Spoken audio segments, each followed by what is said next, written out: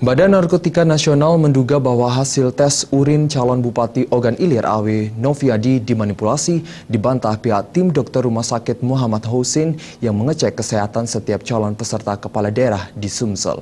Menurut Direktur Medik dan Keperawatan RSMH, pihaknya telah melakukan sejumlah tahapan tes terhadap para calon kepala daerah sesuai prosedur yang diberikan oleh Ikatan Dokter Indonesia. Tim dokter Rumah Sakit Muhammad Hussein RSMH yang melakukan pemeriksaan terhadap calon bupati dan calon wakil bupati Pilkada Sumatera Selatan menggelar jumpa pers di RSMH, Palembang pada Selasa malam kemarin. Hal tersebut terkait adanya pernyataan pihak Badan Narkotika Nasional BNN yang menduga bahwa hasil tes urin calon Bupati Ogan Ilir, Awe Noviadi dimanipulasi. Dalam keterangan pers yang dilakukan pihak RSMH, tim pemeriksa mengklaim telah melakukan sejumlah tahapan tes terhadap para calon kepala daerah sesuai prosedur yang diberikan oleh Ikatan Dokter Indonesia atau IDI. Menurut Direktur Medik dan Keperawatan RSMH Dr. Alsan Arlan, dari rangkaian tes kesehatan para calon kepala daerah tidak bisa diintervensi oleh siapapun dan harus melalui tahapan rapat pleno. Dan dari hasil saat itu Bupati OI, Awe Noviadi memang dinyatakan negatif mengkonsumsi narkoba.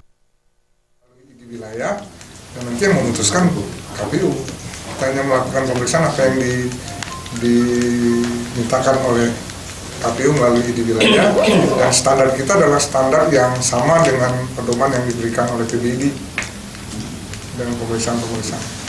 Dan semuanya kita lakukan dengan prosedur yang sudah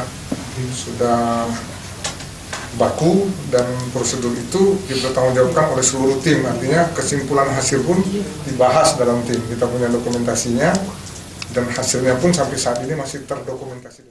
Sementara itu Kepala Bidang Pelayanan Medik Dr. Rita Dewi mengaku pada saat pemeriksaan pihaknya dibantu oleh 25 orang dokter ahli di bidang masing-masing untuk mengawal jalannya rangkaian tes kesehatan. Pada saat tes kesehatan Cabup dan Cawabuk peserta Pilkada serentak di Sumatera Selatan pada November 2015 lalu, setiap pasien atau calon kepala daerah didampingi satu orang perawat. Kemudian pasien dikawal untuk membuang air seni di kamar mandi terbuka yang air seninya langsung dimasukkan ke dalam laboratorium yang berada tepat di depan kamar mandi. Tim pemeriksa kesehatan pun meyakini sudah menjalankan tugas dengan baik dan sesuai prosedur.